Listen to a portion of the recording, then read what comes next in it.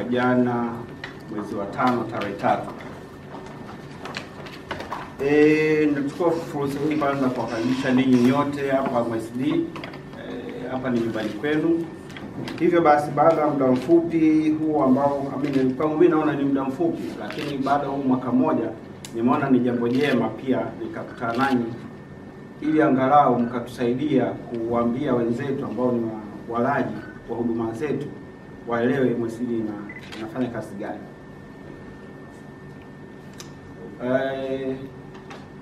Mwaka jana nakumbuka wakati naingia hapa MSD, hali ilikuwa sio nzuri sana kwa sababu nchi ilikuwa imepata janga la corona.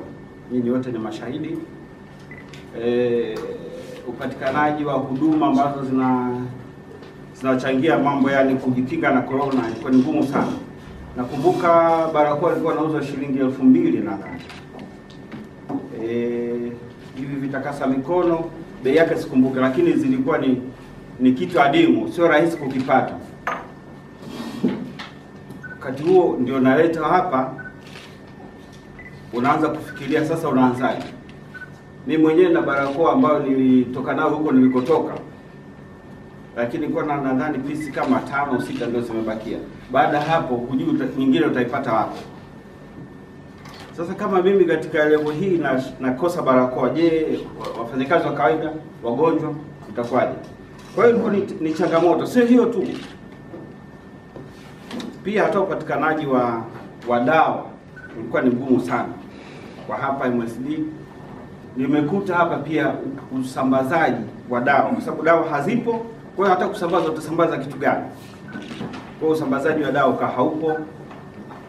Matatizo mengi, lakini nilipouliza nikaba hii bwana sababu ya corona imepamba moto, kwa hiyo bidhaa haziji na zikija zinakuja chache sana. Sasa tufanyeje? Nikawaita, kumbuka hapa MSD ndio kuna wataalamu wengi sana wa pharmacy kuliko sehemu nyingine yote hapa nchini, kwa sababu wote hapa ni sehemu ambayo inauza bidhaa za afya.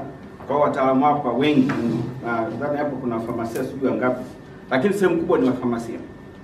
Nikawaita wafamasia, hebu nyinyi wafamasia njoni, tuna tatizo hili la kitaifa na ulimwengu mzima, tufanyeje? Wakaja na idea, afande ni mzuri, tukaanza kutengeneza vitu vyetu sisi wenyewe. Wataalamu hao wananiambia, okay, haya wewe unataka nini? Mimi nataka nitengeneze sanitizer. Haya, tengeneza. Wewe unataka nini? Mimi nataka kutengeneza maji ya kuwekea wagonjwa. Sawa. Wewe unataka nini? Mimi nataka kutengeneza vidonge. Sawa. Wewe unataka nini? Mimi nataka kitu fulani. Kwa hiyo kaandika maandiko mengi sana, mengi, lakini hatuwezi kufanya yote kwa pamoja. Nikamwambia okay, maandiko leteni, tutakaa nao mezani, tutafuta andiko ambalo fupi, jepesi kutekelezeka na litaleta matunda haraka. Kwa hiyo andiko la kwanza likawa ni kutengeneza barakoa. Tutapataje mashine? Mashine zinatengenezwa kwa nje. Kwa hiyo tukaagiza. Sasa kutoka nakotengenezwa mpaka hapo kwa kuagiza itachukua miezi 2 na ushee. Sasa tufanyeje? Sasa bwana, hii mashine ni nzito.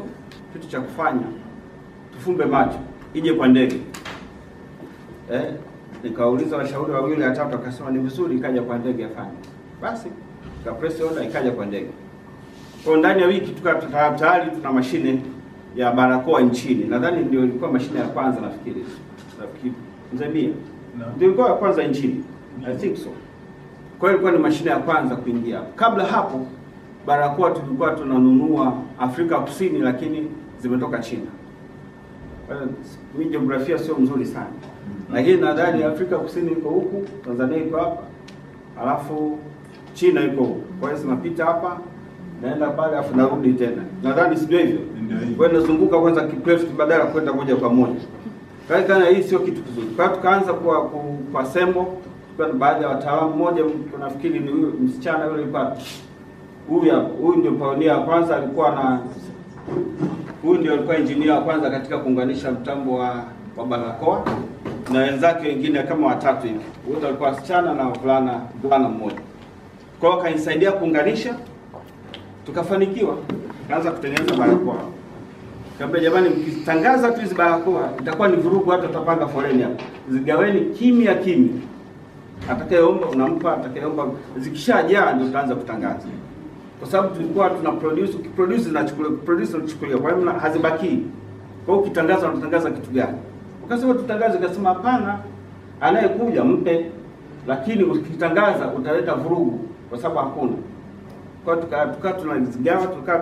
tunazigawa.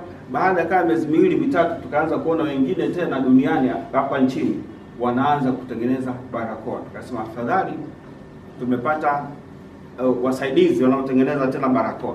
Demand ikaanza kupungua, lakini za kwetu zikaendelea kushuka. Hiyo ilikuwa ni fanikio la kwanza.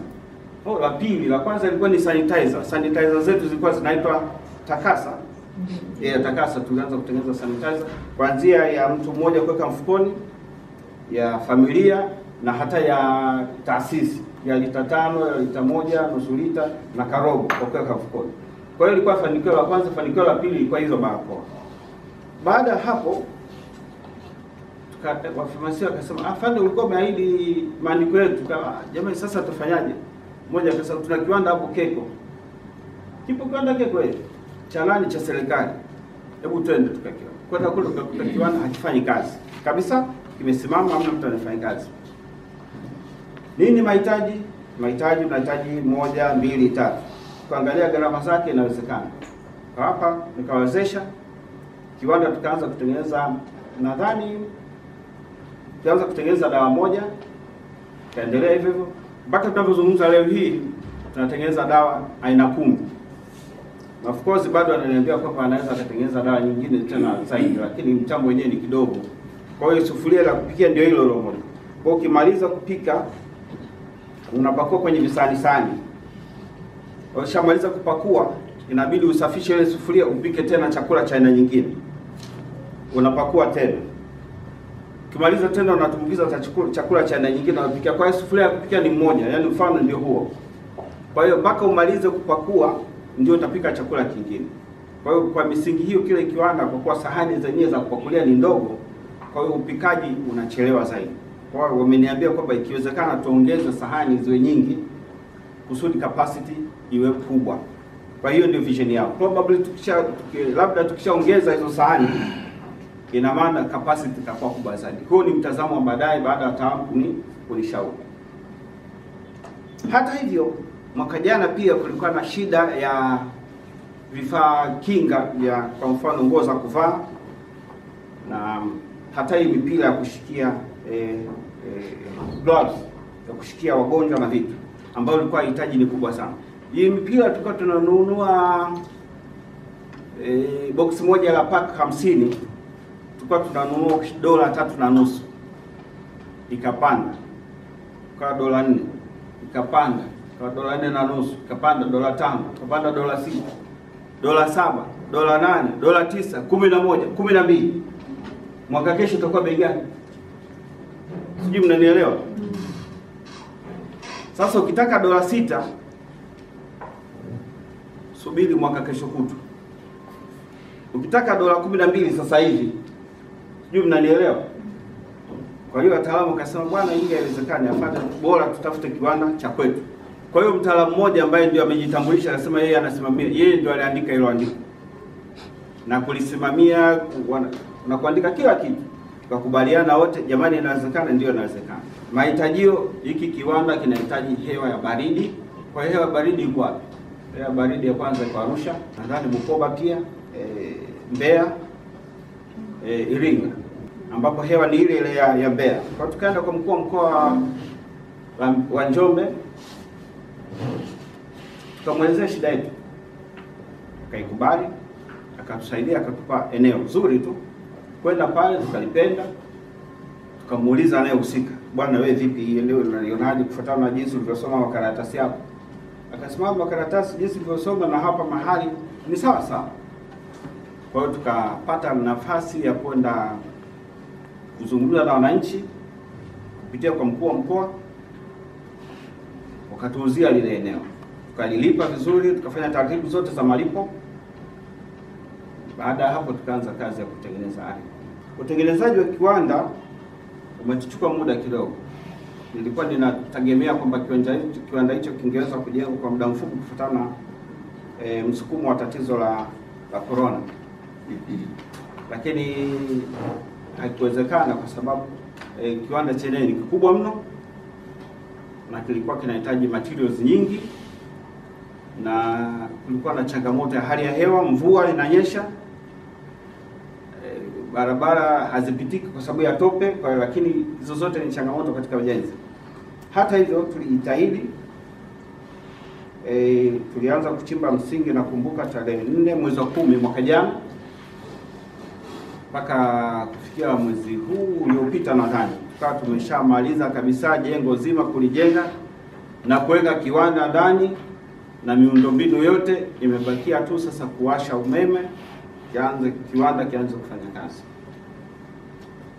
Vifaa vyote vinavyohitajika katika kiwanda vile vimeshaungwa na vimeshafungwa vizuri, isipokuwa imebakia malighafi tu, ambayo malighafi ya msingi ya plastiki na elastic inapatikana nchini sehemu moja inaitwa Mangula, lakini hata hivyo Zanzibar na Pemba iko nyingi ya kutosha. Kwa hiyo hatuna wasiwasi kuhusu malighafi, lakini kuna viungio kama vile kwenye chakula, chumvi, vitunguu, sukari, hivyo ndio vinavyo chemicals tunavisubiri vifike. Na tunategemea anytime mwezi huu zinaweza kuwa zimefika, si ndio? Kwa hiyo ikifika mwezi huu au mwanzoni mwa mwezi wa 10 tunachanganya. Formula tunazo, lakini tunategemea mtaalamu aje kabisa, aje atuchanganyie mwenyewe, alafu baada hapo tunaanza kupata glove yetu ya kwanza. Tunategemea mwezi wa 11 tutakuwa na glove yetu ya kwanza Tanzania. Hatukuishia hapo.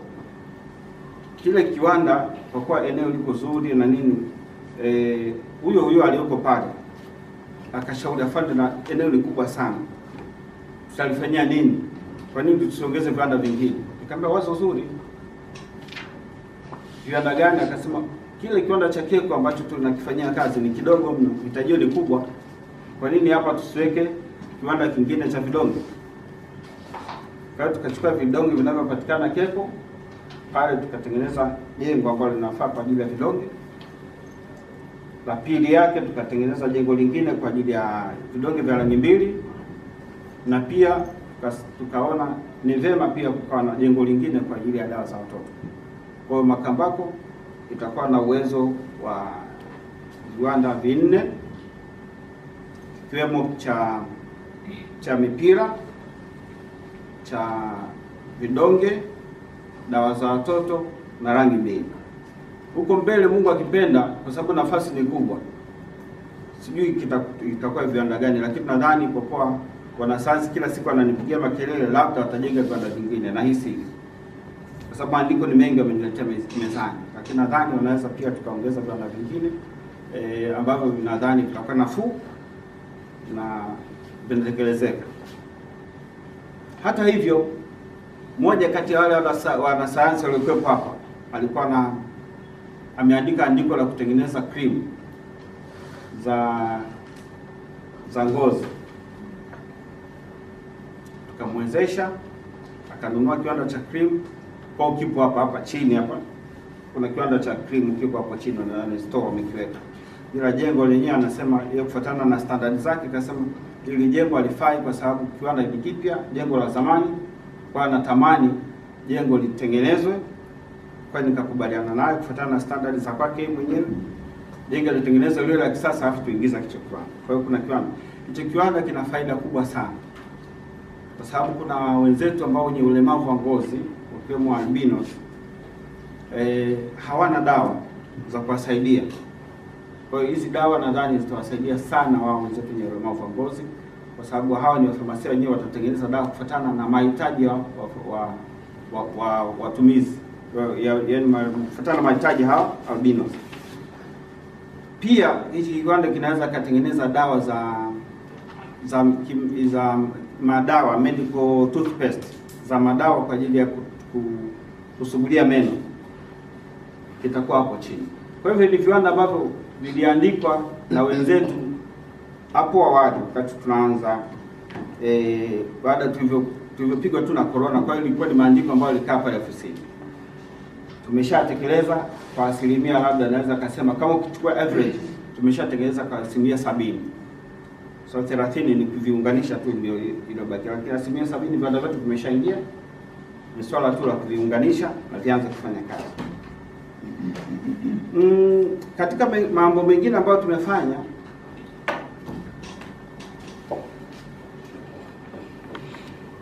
kuna swala la utoaji huduma katika hospitali.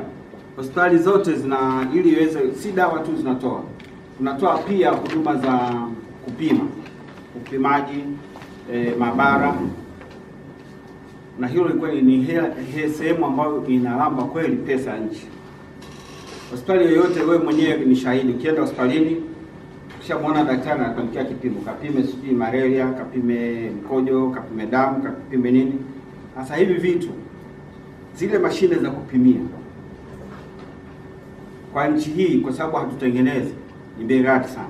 Mashine moja inauzwa sio chini, mashine nzuri kabisa inauzwa milioni 120. Sasa kama unataka uwe na huduma nzuri mpaka kijijini, fikiria tuna mikoa mingapi, tuna wilaya ngapi, tuna vijiji vingapi, na kila mashine, kila wilaya uiwekee hiyo mashine, ni hela nyingi sana. Kwa hiyo tukafikiria jinsi gani ya kuweza kupunguza hizi gharama. Tukaenda tukazungumza na watengenezaji hizi mashine, ikagundulika kwamba hizi mashine tunaweza kuzipata kwa bei nafuu zaidi. Na kule mashine pia ziko za aina, maana moja automatic ndio hiyo na kwa bei juu zaidi, lakini ambazo unaweza ukafanya semi automated, unaweza kufanya na mkono hivi kidogo, bei ya chini. Ziko nyingine kabisa mkono kabisa, bei ya chini zaidi. Kwa hizi mashine tutazigawa kufuatana na level ya hospitali ya kanda. Kwa mfano dispensary itakuwa na mashine yake, kituo cha afya mashine yake, hospitali za rufaa mashine yake, hospitali za mkoa pia mashine yake. Sasa hizi mashine tumeweza kuzipata na ziko hapo chini stock. Hatuzungumzi vitu ambavyo vipo na vitendanishi vyake. Kwa misingi hiyo basi, serikali huko inajenga vituo vya afya kila mahali, huko na sisi tunawezesha kuweka hizo mashine kila mahali. Kwa hiyo unapata standard, huduma standard kijijini kwa level ya mjini, kitu ambacho huko zamani ilikuwa hakuna. Ukitaka kupima sijui vitu gani, sijui chemicals, uhame kutoka kijiji kwako uende wilayani au mkoani. Kwa hiyo kwanza unaingia gharama za nauli, malazi na muda. Lakini sasa hivi tunakoelekea, kwa kuwa hivi vituo vimeshasogezwa huko, ina maana hizi huduma zote utakuwa unazipata chini ya siku moja. Hauwezi kutoka asubuhi kaenda kulala naenda kupima unarudi, hapana, unapata hapo wilayani kwako au sijui kituo cha afya. Kwa hiyo ni achievement, ni mafanikio makubwa sana kwa upande wetu sisi. Kwa tunapozungumza, na maana huduma hizi sasa hivi zitapatikana kwa bei nafuu, na kila mahali tutajitahidi kufika huko. Of course wako ambao watakaofaidika mwanzo kwa sababu wako karibu na mjini. Itakuwa ni kitu cha ajabu ukaanza na mtu ambaye zaidi, na huyu mtu anayekuchungulia kila siku hapa kumpi huduma. Sio kwamba na siwapendwa mbali, lakini sasa itakuwa ni upendeleo ajabu, unapita hapo unaacha Mbagala unaenda kupeleka huko mikoani. Kwa hiyo tunaanza kwanza hawa jirani, taratibu tutafika kila mahali. Hatuna upendeleo. Kwa hiyo hivyo nadhani hilo ni fanikio la pili. Hata hivyo tunadhania kwamba tunakoenda ni vizuri pia tukawa na ushirikiano na wafanyabiashara. Kuna maneno MSD inajenga viwanda, sasa wafanyabiashara watafanya kazi gani? Jamani, swali ni moja. Huko nchi tunakotoa huko hizo mashine, hauna wafanyabiashara? Wapo. Je, kama wafanyabiashara wapo kule, bidhaa zao wanazitoa wapi? So wanazitoa kwenye viwanda vyao. Kwa nini sisi tusitoe kwenye viwanda vyetu? Kwa hiyo hapo kwa mfano kuna breweries, lakini wako wafanyabiashara wa breweries, kuna Coca-Cola, wako wafanyabiashara wa Coca-Cola. Hata siku moja hajalalamika. Kwa nini sisi tusiwatengenezee viwanda hapa, wafanyabiashara tena wakawa wengi na kupata bidhaa kwa bei nafuu na kwa wingi na kwa haraka, kuliko hivi tunavyokuwa madalali wa vitu kutoka nchi za watu huko. Unakaa unaagiza bidhaa moja unakaa miezi miwili. Nadhani hii kitu lazima tuangalie katika mtazamo mwingine. Kwa hiyo nadhani tunakoenda hivi viwanda sio tishio. Hitajio la dawa ni kubwa mno, sio Tanzania tu. Hata huku tunakonunua viwanda. Juzi wakati tunaagiza kiwanda cha gloves, walituambia nyinyi mmechelewa. tulizungumza na nyinyi mwanzoni, hamja press order. Kiwanda hiki tumewapa nchi fulani, siwezi kuitaja, liko katikati ya Misri na sisi. Kwa sisi ni nchi ya tatu Afrika kwa na kiwanda kama hiki. Mmechelewa, wenzenu wamechukua. Lakini hata sisi kwa kuwa tuna tatizo la COVID, tunajenga kiwanda, wakatutumia picha wenyewe wanajenga kiwanda kama cha kwetu kule kwao. Sasa kama wenye watengenezaji wanajenga viwanda na wanaendelea kutengeneza, kwa nini sisi tuhofie? Soko ni kubwa na hakuna mfanyabiashara ambaye atasema kwamba soko lake kanyang'anya. Haiwezekani, kwa sababu hitajio ni kubwa sana na hamna mtu atakayejaza bidhaa zote hapa nchini. Haiwezekani. Kwa hiyo niwahakikishie ndugu zangu kwamba wafanyabiashara ambao wanakuwa na wasiwasi kwamba biashara zao zitakufa, hapana. Nadhani biashara zao zitaongezeka. Mimi nafikiri ni sawa tuna biashara ya machungwa. Wanaolima machungwa kule wanalalamika eti mashamba yameongezeka ya machungwa, biashara zimekufa. Hiyo haipo. Na kila siku machungwa yanaletwa na watu wanaongezeka. Hata nyanya hivyo hivyo. Sokoni ukienda kila siku zinaletwa na zinachukuliwa na zinaisha. Kwa hiyo swala la dawa kuwa na viwanda vingi, tena na encourage wengine waongeze viwanda vingine. Hata mimi mwenyewe siwezi kutosheleza soko la nchi. Kwa hiyo hata watu wafanya biashara wengine waje wajenge kusudi dawa zipungue bei na zifae zipatikane kila mahali kwa wakati wote. Sasa nyingine tunakuwa na hela hapa mkononi kama MSD, lakini dawa hazipo nchini. Kisa hakuna watengenezaji. Sasa tena mtu anatokea mtu sasa, unatengeneza viwanda, sasa tutakosa. Wewe mwenyewe huna kiwanda. Sasa unalalamika kitu gani? Waweke viwanda, dawa ziwepo, zipungue, na hizi hela zilizoka MSD zinunue dawa watu wanywe. Kwa hiyo ndugu zangu, nadhani baada ya kuzungumza hao machache, niwashukuruni sana kwa kuja hapa nyumbani kwenu.